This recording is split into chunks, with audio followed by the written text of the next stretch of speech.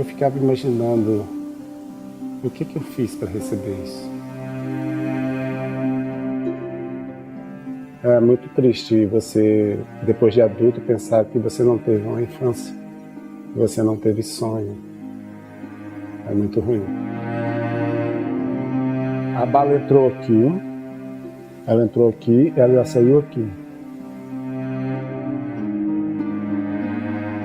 Aquilo que me fez decidir vir embora.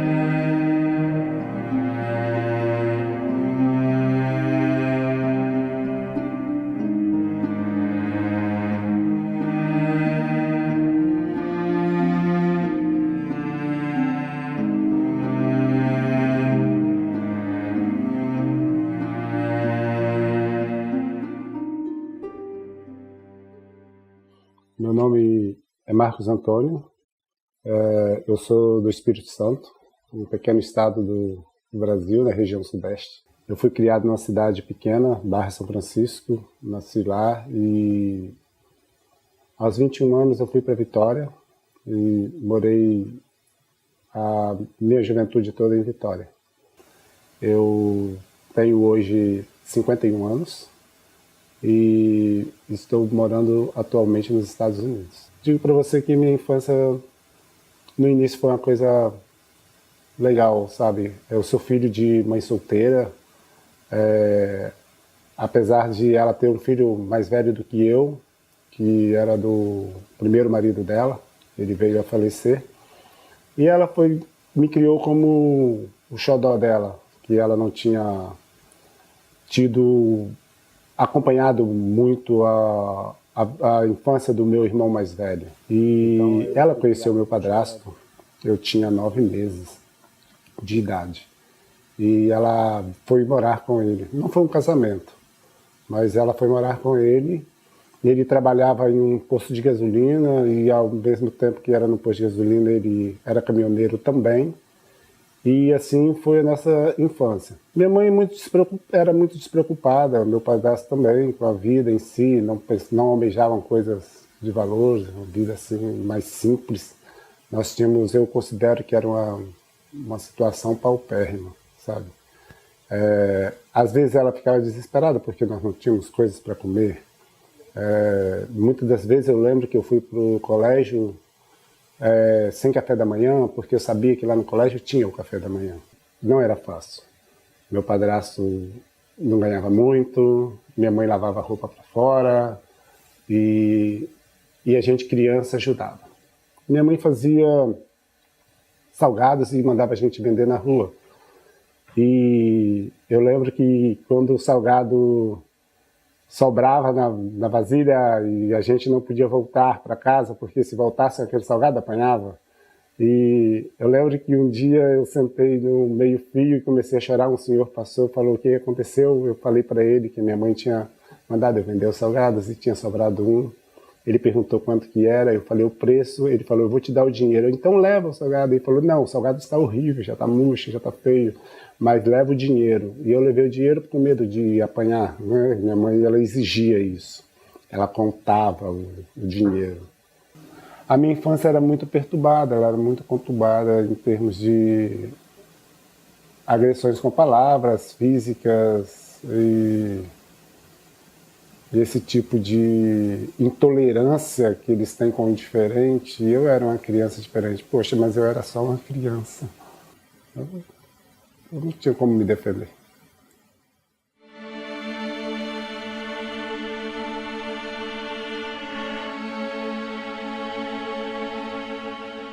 Até que, quase 9 anos, eu ainda com 8 anos, meu padrasto levou para trabalhar com ele em um posto de gasolina.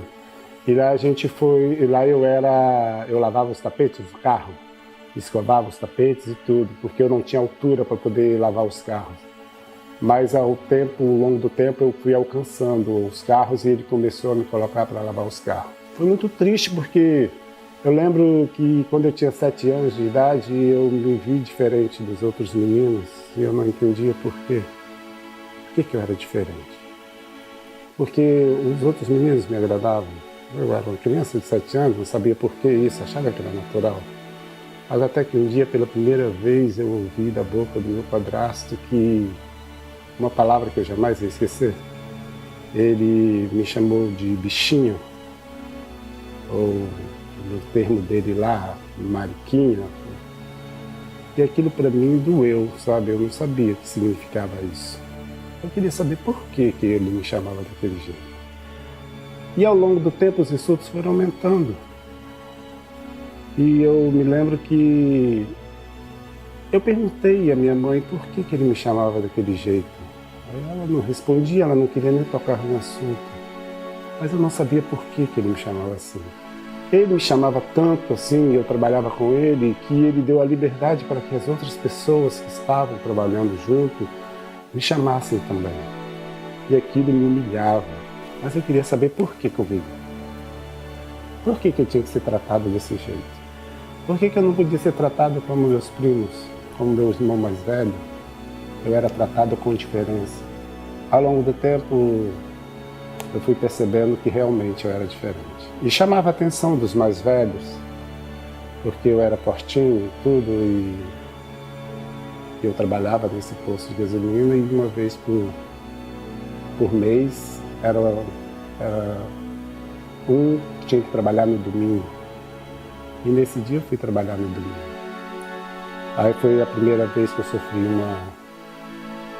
uma agressão mais forte.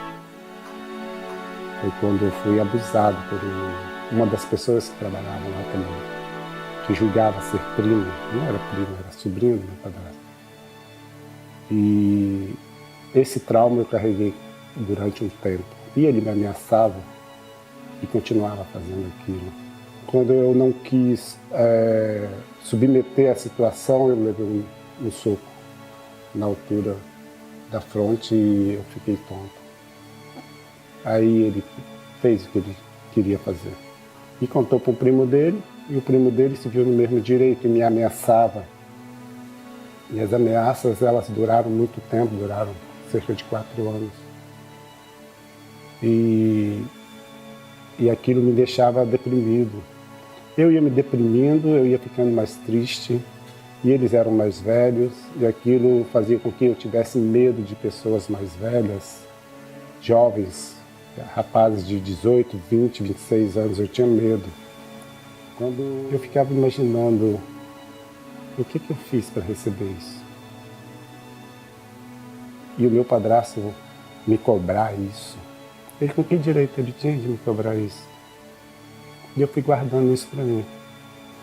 Essa situação perdurou por 3 anos, 3, 4 anos, até que eu tive a coragem de comprar uma pequena faca retrátil, com lâmina retrátil.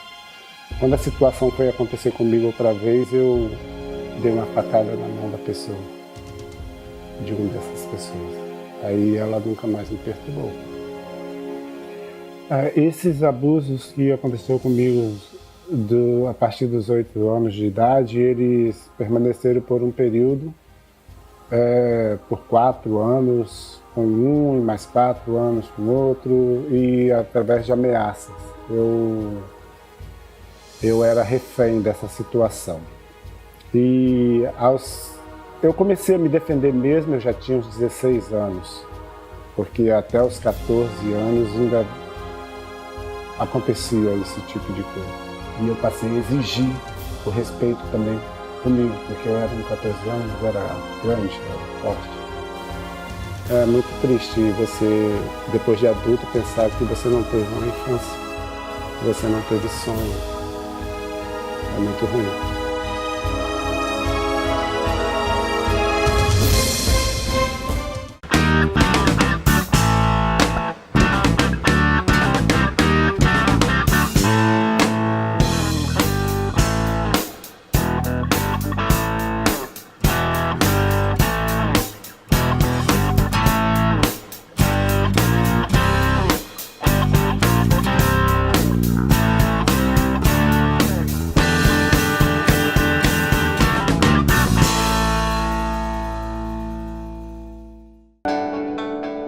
Na vida é preciso compreender o que é essencial e o que é fundamental para o nosso bem-estar. O estado de felicidade é o equilíbrio do que podemos guardar em nossas cabeças e em nossos bolsos. Satisfazer a emoção é essencial e satisfazer a necessidade é fundamental. Nossa única e verdadeira felicidade é a alegria de fazer o bem a você. Mesauro, carros de qualidade com preços que cabem no seu bolso.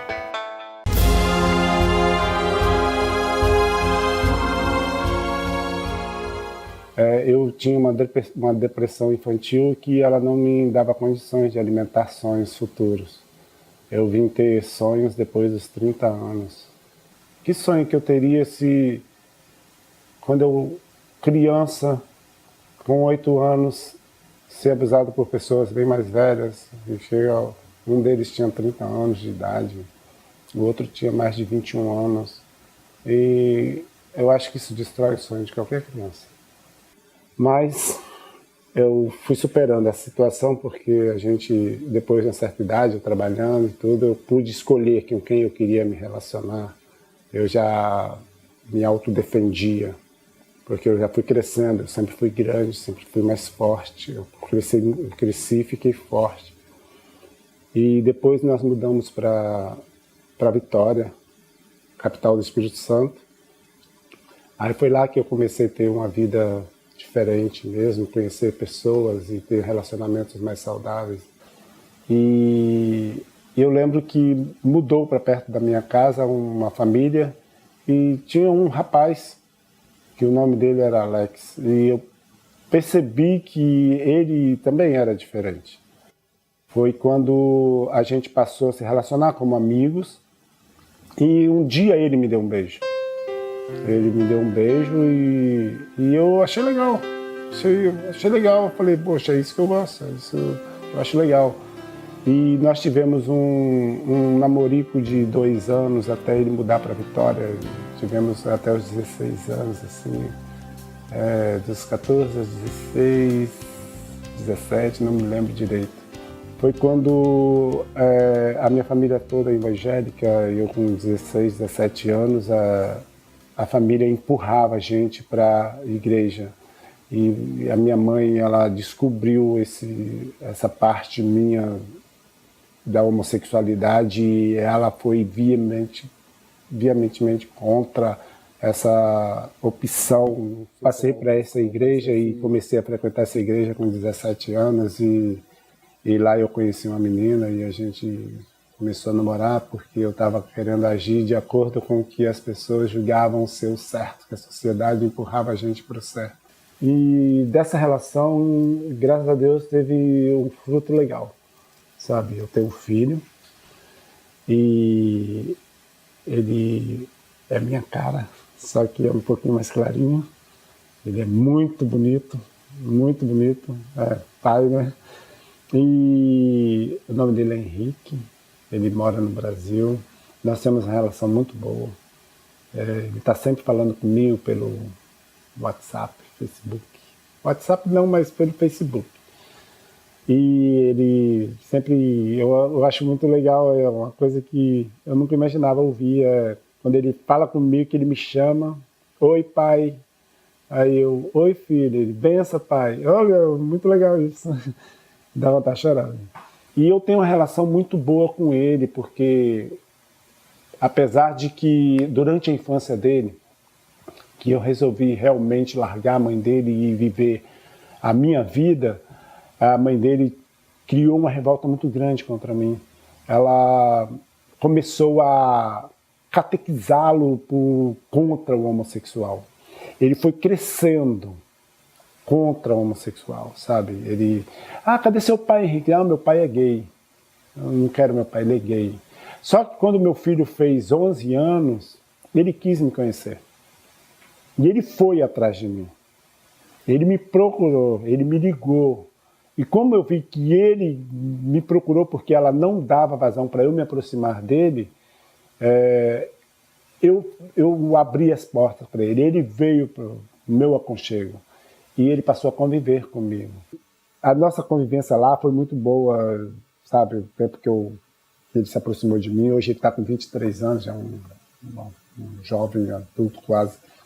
Então nós temos uma relação muito boa. Eu agradeço a Deus todo dia por ele. E é bom ser pai. É muito bom.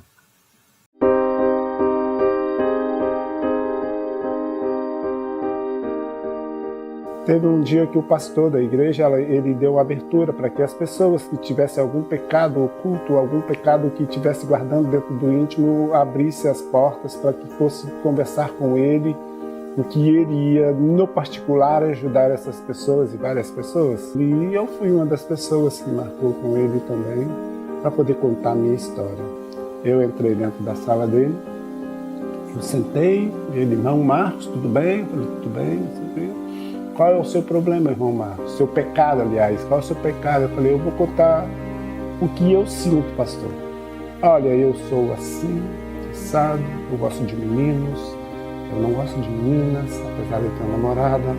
Eu sinto esse prazer com meninos, eu procuro olhar mais os meninos. E eu sei que, de acordo com a Bíblia, o Senhor prega falando que está errado e tudo, então eu estou querendo que o Senhor me ajude como resolver. E ele falou que ia orar por mim, que eu ia melhorar assim, aquela situação da minha vida ia acabar. E ele marcou comigo outra vez, eu fui lá conversar com ele, só que era para orar. Só que não teve oração. Teve um assédio. Ele tentou me seduzir. Ele tentou me tocar, ele tentou pôr a mão em mim, ele tentou me pegar, me beijar. E eu já era armado para essa situação, quando a coisa não era do jeito que eu queria. E eu era forte, eu consegui me defender dele, eu me defendi desse pastor e não voltei mais na igreja. A esperança que eu tinha de mudar de vida dentro de uma religião acabou naquele momento, foi por terra. Não estou dizendo que todos são iguais, mas aquele foi assim comigo. E foi a primeira experiência dentro da religião que me deixou triste, sabe? Não quero julgar todos os pastores como julguei este, mas este me mostrou um lado obscuro da religião. O tempo foi passando e eu trabalhei em outro lugar, minha mãe mudou para Vitória. Logo depois, separou do meu padrasto e mudou para Vitória. Eu fiquei quase um ano ainda lá nessa pequena cidade. E depois eu resolvi ir para Vitória também. Ir para Vitória foi eu estar longe dessa situação, dessas pessoas que foram autores da minha história de infância e adolescência. Estar longe deles para mim era uma segurança, era um alívio. Só que a vida prega peças, né, pra gente o tempo todo, e eu saí dessa situação e caí na mão de um outro padrasto. Em Vitória, a minha mãe conheceu um senhor e tive um relacionamento com ele, mais tarde veio a casar com ele e tudo. E foi mais uma das situações ruins que a minha vida fez eu enfrentar, foi com ele. Ele tinha um certo preconceito muito grande a respeito de homossexuais. E eu percebi que esse tipo de pessoas de quem eu fugi, ela está em todos os lugares. E este padrasto, ele começava a me julgar e me discriminar. E ele se via no direito de falar as coisas em relação a mim. E eu não tinha essa defesa por parte da minha mãe sobre isso. E eu conheci uma pessoa que eu mantinha um relacionamento com ela, mas sem a minha família saber. Aí depois houve problemas, que a pessoa era muito promíscua, eu pulei fora e conheci uma outra. Só que eu gostava da primeira, aí voltei para a primeira e larguei o outro. Quando eu cheguei em casa, um dia o outro estava na janela da minha mãe, conversando com a minha mãe. E ele contou toda a minha história para ela, da vida que eu estava tendo em Vitória. Quando eu saí no outro dia para trabalhar, que eu voltei para almoçar, tinha um saco, uma bag preta na porta. Meu irmão mais velho, que nem morava na minha casa, estava lá, junto com a minha mãe, meu padrasto, um primo que morava com a gente. E eles falaram que tinham tido uma reunião, e o assunto da reunião era eu, e que a partir daquele momento eu não fazia mais parte da família, por causa do meu estilo de vida, e que era para eu me retirar. E as bags de lixo do lado de fora eram minhas roupas, e eu não almocei naquele dia. Eu peguei minhas roupas, chorando, desci e fui para a praça que tinha perto da minha casa. Eu morava próximo ao Parque Moscoso, lá em Vitória, e tinha uma praça perto. E eu sentei perto daquela praça, a praça do Sesc, e uma amiga minha me viu chorando e veio perguntar. Eu fui contei a história para ela, do que tinha acontecido, eu me abri com ela. E ela falou que ia conversar com a mãe dela e eu podia ir para a casa dela. E ela cedeu a garagem para eu morar nessa garagem. E eu fui morar na garagem da casa dessa menina e fiquei lá por um período. Quando a minha mãe entrou pela porta da loja onde eu trabalhava, perguntando por mim, falaram que eu estava no fundo da loja. Quando ela chegou lá, ela me abraçou e falou que independente do que eu fosse, eu era filho dela e que me queria de volta em casa. Aí eu fui e falei, mas a senhora, mãe, a senhora me agrediu muito com palavras e a senhora deixou que fulano também me agredisse. Não, eu quero que você volte, você pode ser o que você for e você é meu filho e eu amo você assim. E eu voltei para casa porque eu sentia falta também dela, sentia falta da casa.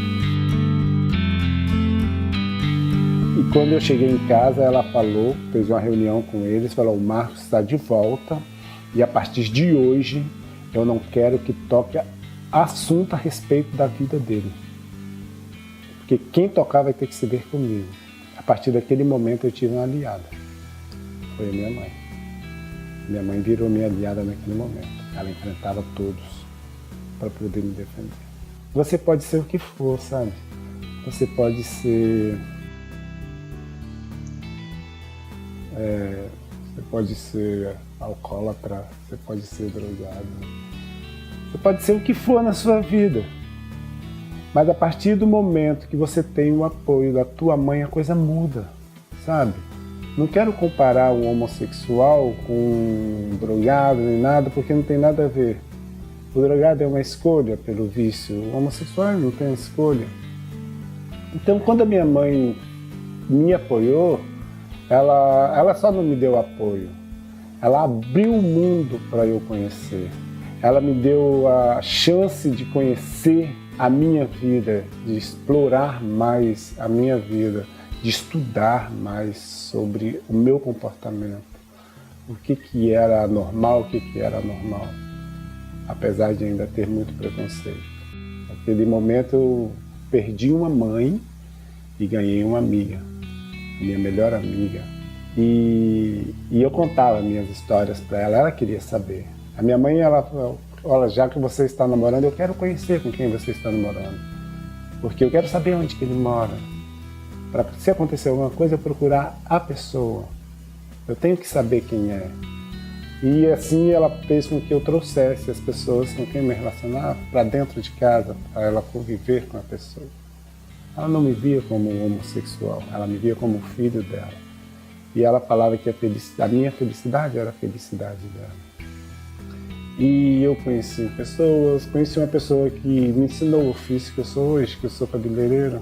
E essa pessoa falou, Marcos, eu sou cabeleireiro e eu tenho a profissão, mas não tenho dinheiro, você tem o dinheiro, mas não tem a profissão, você podia entrar comigo como sócio e tudo. Aí a gente monta um salão, falou, legal, vamos montar o salão onde ele já conhecia um bairro de Vila Velha. O negócio foi crescendo e ele me chamou para poder ir pelo menos um sábado para poder ajudar. E eu passei a gostar da profissão, fiz um curso no Senac e me tornei cabeleireiro também. E o tempo foi passando, a minha mãe mudou para o interior porque ela separou do meu padrasto aqui de Vitória e voltou para o meu antigo padrasto, que ele estava com uma deficiência devido a uma doença crônica.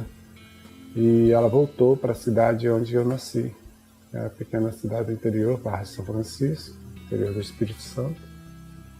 E eu fiquei em Vitória.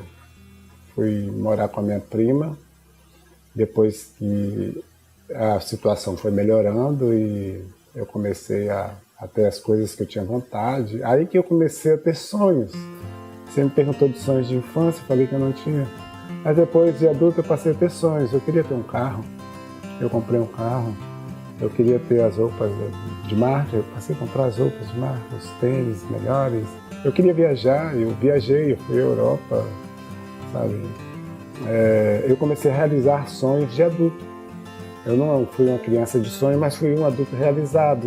Estou sendo um adulto realizado. Eu lembro que o meu padrasto, esse segundo padrasto meu de Vitória, ele me discriminava muito. Depois, no futuro, eu soube que ele tinha uma vertente pro lado homossexual, sabe? Eu fiquei sabendo. E assim, a minha vida, eu vou dizer para você que a minha juventude dos 21 até os 30 anos, eu acho que 30 anos é jovem, então foi muito boa. E depois dos 30 foi melhor ainda. E chegou o momento que eu fui descobrindo que ser homossexual não é um castigo. Mas aí foi que eu fui me realizando mesmo. Eu cheguei ao ponto de estar tão firme comigo que teve um ano que eu fui passar o Natal com a minha família, na mesa do almoço, quando estava todo mundo sentado. O meu padrasto, lá dentro, que tinha feito da minha infância um pesadelo, eu falei, eu quero falar. Aí minha mãe, fala depois. Não, eu quero falar agora. Fala outra hora. Não, eu quero falar agora. Eu quero falar na mesa do almoço, de Natal, para todo Natal, no almoço, vocês lembrarem do que eu vou falar. A minha infância foi um inferno. Graças a ele, apontei para o meu padrasto. Graças a ele. Pela primeira vez na minha vida eu ouvi um nome onde eu iria chorar muito por causa desse nome. Ele me xingou de gay, mas num termo pejorativo. Ele me chamou de bicha louca. Ele abriu as portas para que outras pessoas fizessem isso comigo. Por causa dele, eu fui violentado, eu fui estuprado, eu fui agredido por pessoas que convivem com ele, por pessoas que conviviam com a gente. Ele reunia todo mundo, colocava no carro e passeava, viajava, e eu ficava sozinho aqui para servir de comida dos abutres que ficavam aqui. Ele foi culpado disso tudo que eu passei. Sou homossexual, sou trabalhador, sou gay, sou bichinha. Hoje pode me chamar de gay, de bichinha, bicha louca, mariquinha, de nome que for.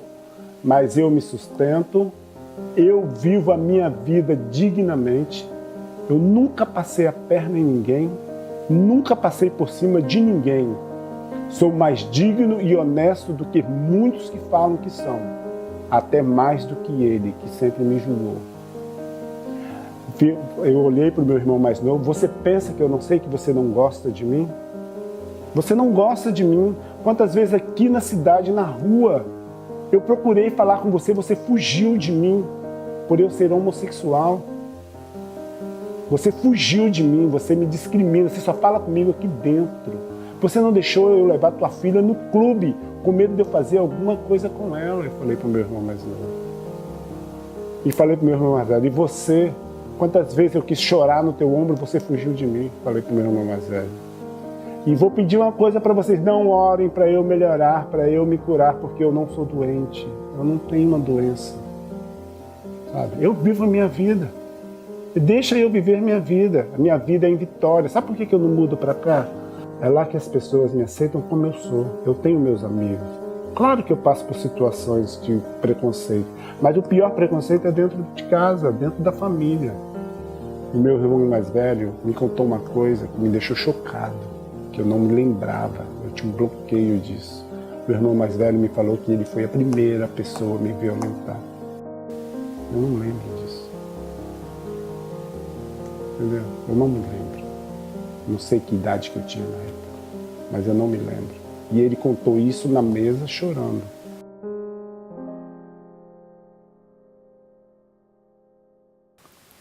Eu nunca imaginava essa situação, assim, você chegar em Madrid e ir na porta de uma boate, e essa boate as pessoas são escolhidas para entrar dentro dela, e um amigo que eu conheci lá, um espanhol, e ele falou assim, ó, Marco, você vai para a porta da boate, eu entro porque eu já conheço a boate. Se você entrar, eu entro. Se você não entrar, a gente vai para outro barzinho, para outro lugar. Eu, tudo bem. Ele já tinha morado no Brasil. Aí eu fui, quando eu cheguei na porta da boate, eu fui chamado na hora. Aí eu falei, gente, eu sou bonito. Então foi uma das coisas que eu achei legal. Essa viagem minha à Europa foi muito legal, porque lá eu me descobri mesmo o meu potencial como ser humano, sabe? Porque as pessoas lá te viam como igual, sabe? Tanto em Madrid como na França, né? Na Espanha como na França, as pessoas te viam como igual. Então eu fui em bares, em Barcelona mesmo, eu fui num bairro de gays, sabe? E aquilo ali eu me realizei. Apesar de eu achar chocante os homens andarem de mãos dadas na rua, aquilo mexeu comigo, porque a gente é criado num regime onde não permite essas coisas. Aí, de repente, você vê aquela liberdade. Até hoje, hoje eu sou casado, meu marido, ele... Marcos, por que você não anda de mãos dadas comigo? É uma coisa que é difícil para mim, mas eu vou chegar o momento, eu vou chegar lá, eu vou andar de mãos dadas. Quando eu voltei da Europa, eu montei o salão de novo. Montei o salão de novo e com 8 meses que eu estava com o salão, uma senhora muito bonita entrou dentro do salão e perguntou quem era Marcos. Aí eu falei que era eu, ela falou assim, eu queria te fazer um convite. Na época o Edson Freitas estava no programa da Xuxa e ele era muito sucesso. Ela falou assim, eu sou da equipe do Edson Freitas e gostaria de fazer um convite para você trabalhar na nossa equipe. Poxa, eu estava num bairro pequeno, simples, num bairro de Vitória, de Vila Velha, e de repente eu estava indo para o Rio de Janeiro. E eu vendi, larguei tudo e fui para o Rio de Janeiro. No início eu passei muita dificuldade, porque eu fui para o Rio de Janeiro com R$50 e eu fiquei 6 meses fazendo o curso e a gente não recebia por isso. E esses R$50 deu para 6 meses, eu almocei tudo. Os 6 meses eu almocei, mas não sei como. Porque cada dia eu pagava. E aí eu comecei a trabalhar. Cada dia fui trabalhar na Barra da Tijuca. Trabalhei na Barra da Tijuca e morava na Tijuca. E depois da Barra da Tijuca, eu fui para o Dantal, lá no Rio também. Trabalhei no Shopping Dantal durante um tempo, que fica na Barra também. E depois da Barra, eles abriram uma filial no Espírito Santo. Aí eu falei que eu queria ir para a filial do Espírito Santo. Aí eu fui para a filial do Espírito Santo. E quando abriu a filial do Espírito Santo, eu comecei a trabalhar lá e aí foi daí que eu completei os 5 anos e meio do Edson. O Edson acabou o salão de lá e eu passei para o Werner. O Werner é uma rede muito grande de salões no Brasil. Tem fora também, eu acho que tem Miami, tem Angola. E aí eu trabalhei lá 5 anos no Werner também. E foi muito legal, sabe? Foi lá que eu fui comprando os carros mais novos, né? Fui comprando assim.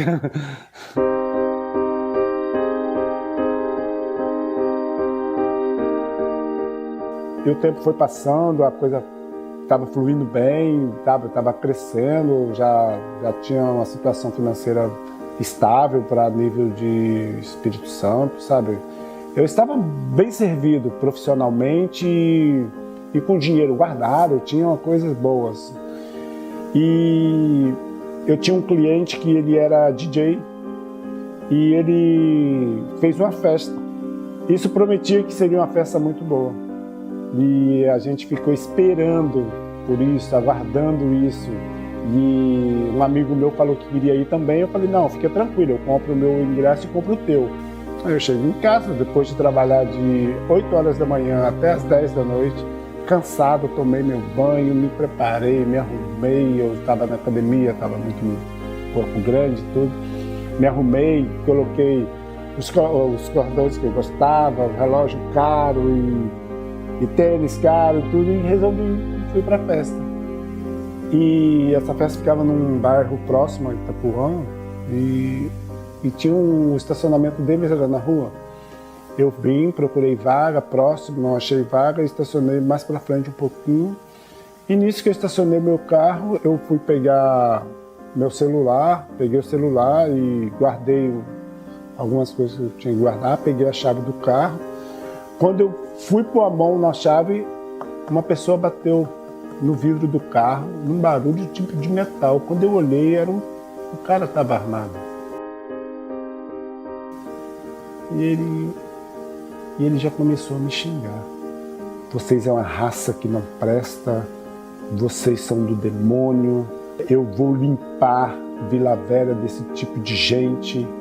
E começou a me chamar de ser humano desgraçado, que eu não entendia o porquê daquilo, era uma violência gratuita ali, sem fazer nada. Poderia ter sido um assalto, eu estava com o celular na mão, se fosse um assalto era só ele pedisse, se quisesse o carro, eu entregava o carro. E a excitação dele foi aumentando, eu vi o nervosismo dele para cima de mim. Eu olhei para minha frente, tinha um rapaz em pé na frente do meu carro. Eu olhei para o lado, ele na janela do meu carro, gritando. Eu olhei para frente, tinha um dos rapazes que ficava tomando conta dos automóveis ali, e ele correu quando viu aquela cena, aquela gritaria. Aí quando eu olhei para o rapaz, ele deu um tiro.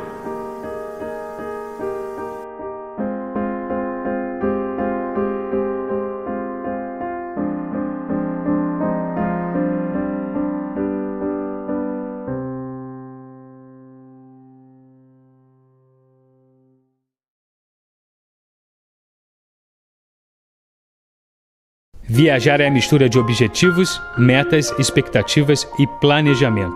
Contemplar as nuvens, o mar, o sol, conhecer novas pessoas, novas culturas, descobrir novos mundos dentro de um mesmo mundo. Fazer negócios, relaxar, se divertir, matar a saudade. É a oportunidade de viver, reviver e registrar grandes momentos.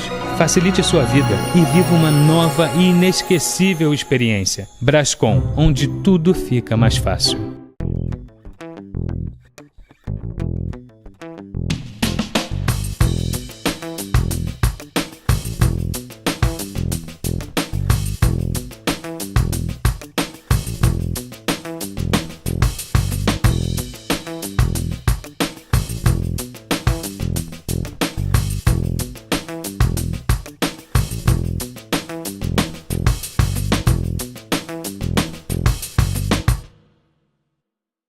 Segurança, agilidade e eficiência no atendimento. Uma experiência segura e personalizada para atender a sua expectativa. Na Brascom, você encontra agência de viagens, serviços consulares, pagamentos de contas, remessas de dinheiro, MetroPCS, dealer autorizado. Acesse o nosso site e visite uma de nossas lojas em Marlborough, Hibbori, Somerville, Gloucester e Wareham. Brascom, tudo o que você precisa em um só lugar.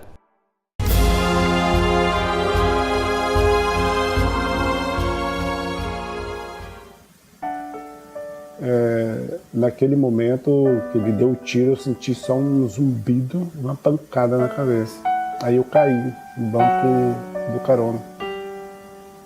E eu fiquei caído ali. Eu só pensava, vou fingir que tá morto para ele não dar mais tiro. Aí eu percebi que não teve mais reação nenhuma por parte dele, que ele correu. Eu não sei também o que aconteceu. Eu levantei, quando eu levantei eu não consegui ver. Eu não consegui ver nada. E eu passei a mão nos olhos para poder limpar meus olhos. E eu olhei para o para-brisa do meu carro e eu achei que o tiro tinha vindo do para-brisa, porque ele estava estranho. Eu bati a mão no para-brisa, ele estava normal, eu tentei limpar, achando que o para-brisa estava sujo, mas não era o para-brisa que estava sujo, eram minhas vistas. Porque nesse olho aqui eu tive 4 perfurações na íris, na córnea dele. E nesse eu tive 2. E na parte branca tinha 10 estilhaços, na parte branca. E o sangue tinha descido no meu rosto e ele ardia nos meus olhos. E o tempo todo eu estava dirigindo e falava, gente, eu tomei um tiro na cabeça. Eu vou morrer, eu vou morrer. O tempo todo eu ficava pensando assim.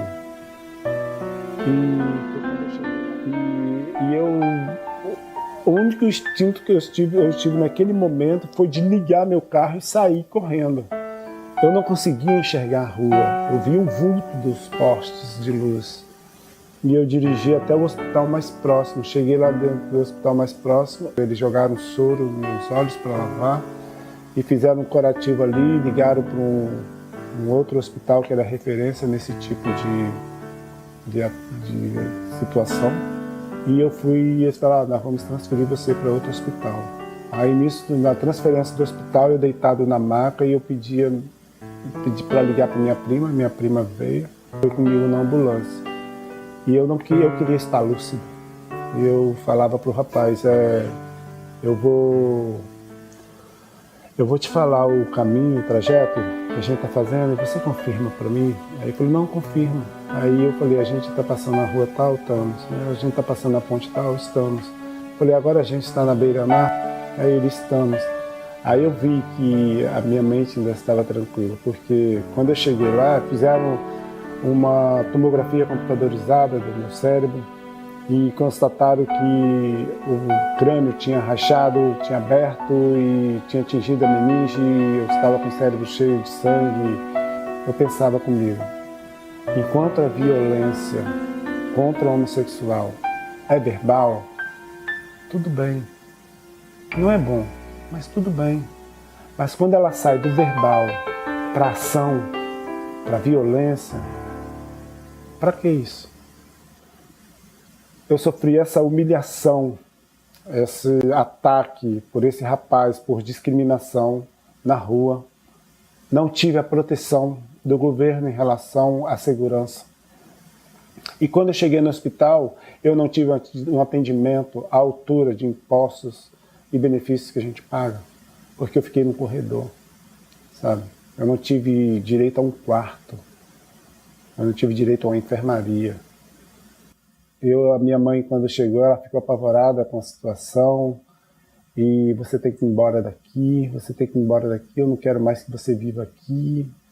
Quando eu saí do hospital, ainda demorou 6 meses para eu ficar totalmente bom, porque eu não conseguia andar. Parecia que tudo era feito de gelatina, mas era a minha visão que eu tinha do mundo, era aquela. E o óculos que eu estou usando agora, o óculos que eu estou com ele há 6 meses, que eu fiz aqui o exame nos Estados Unidos, porque quando eles souberam o meu caso, eles já lá quiseram fazer os exames e tudo e me dar um óculos. Até hoje eu ainda tenho estilhaços assim, nessa área aqui, assim eu tenho estilhaços.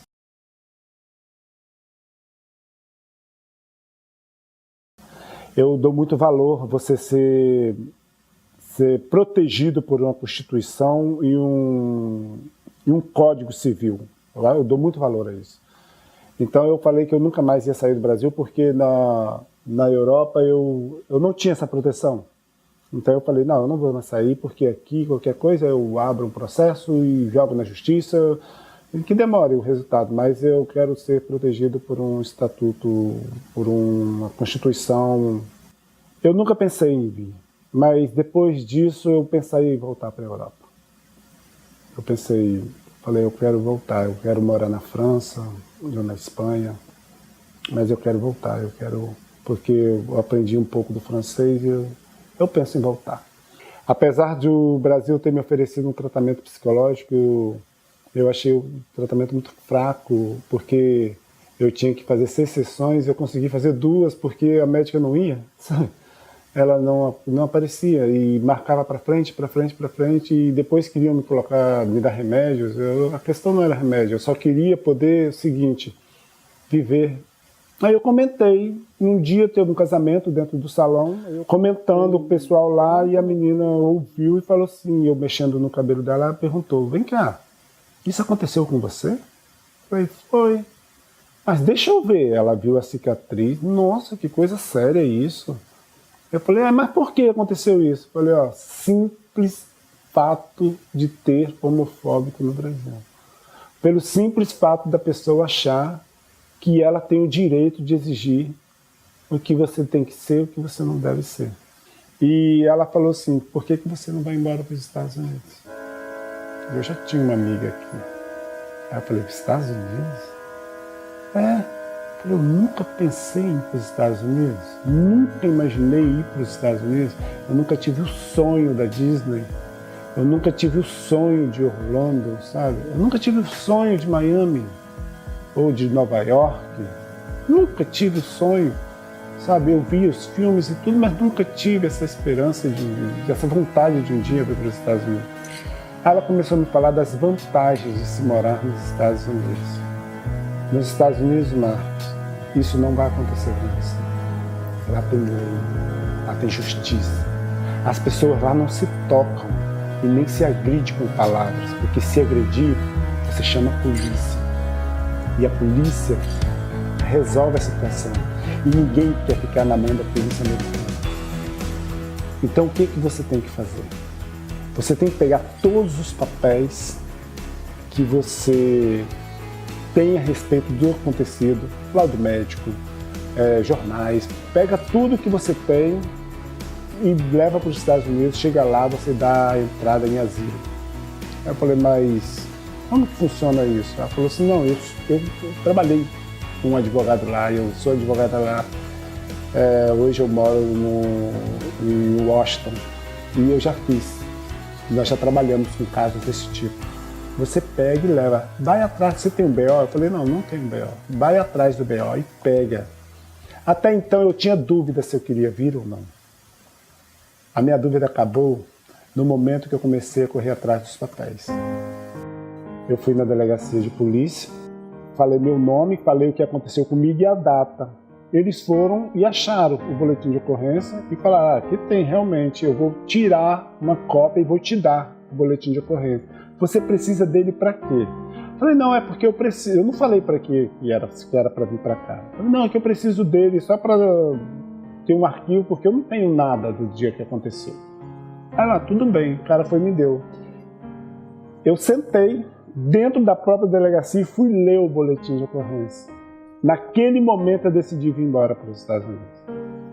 Porque naquele momento o boletim de ocorrência era o seguinte: Marcos Antônio Pinto, porque eles pegaram meu documento, sofreu um assalto no bairro de Coqueiral, de Taparica, lutou com o assaltante, reagindo ao assalto, e o meliante deferiu um projétil na cabeça da vítima. Aí eu levantei e falei pro rapaz, vem cá, não foi isso que aconteceu comigo. O que aconteceu comigo foi isso. E eu falei pro rapaz, eu falei pro policial na hora que aconteceu. Ele virou para mim e falou assim, olha só, nesse país, matar viado não é crime. A gente colocou como assalto, porque assim eles vão atrás do bandido.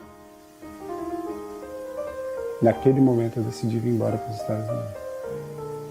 Aí eu vim para os Estados Unidos, uma amiga minha recebeu aqui e eu tive um probleminha médico e fui no médico.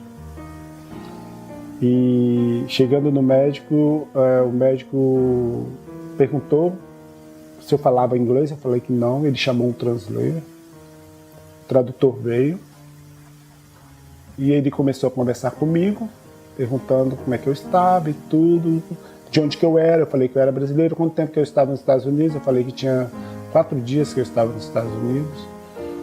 Aí ele perguntou, a primeira coisa que ele percebeu foi a cicatriz na minha testa, perguntou o que tinha sido aquilo. Eu contei para ele o que tinha acontecido. Imediatamente, ele me passou o medicamento que era para eu tomar e saiu. Me mandou eu ficar sentado lá esperando. Eu fiquei lá sentado esperando. Quando ele voltou com um rapaz de origem hispana, mas que tem cidadania americana. Aí ele foi apresentar, ó, esse daqui é fulano, ele é da comunidade gay e ele vai te dar ajuda aqui. Eu contei sua história para ele e eu vou te falar uma coisa, você está seguro agora, pode ficar tranquilo, aqui nada vai acontecer com você. E lá eles me deram toda a orientação e me indicaram uma advogada. eu dei entrada no meu pedido de asilo aqui. Depois de... No dia que fez 1 ano exatamente que eu estava aqui, meus documentos chegaram. Até pouco tempo eu tinha medo de andar nas ruas americanas porque eu ainda tinha aquele receio do Brasil. Mas eu percebi que aqui as pessoas respeitam as outras. Elas tratam as outras com respeito. E eu sou muito feliz aqui, porque depois de 1 ano, depois de 1 mês que eu estava aqui, eu conheci um rapaz e tivemos um relacionamento. Estamos tendo um relacionamento e ele me pediu um casamento, eu aceitei. Hoje eu sou casado com ele, está aqui me olhando. E hoje eu sou feliz, sou tranquilo, eu ando, vou para onde eu quero e hoje eu sou feliz. Eu e Romário somos felizes. Né, Romário? Amar não é demonstrar o que você sente, mas é aceitar o que a pessoa amava, do jeito que ela é. Independente se ela é sua amiga, se ela é seu parente, seu primo, seu tio, seu pai. Isso para mim é amor. É você aceitar a pessoa como ela é, sabe? Porque eu acho que o amor é a pedra fundamental de uma sociedade digna. Eu vi uma coisa que eu achei muito legal. O cara perguntou, sabe o que Cristo disse para os homossexuais na época que ele estava na Terra? Nada. Cristo só falou para eles: vinde a mim todos que estão cansados e oprimidos e eu vos aliviarei. Ponto.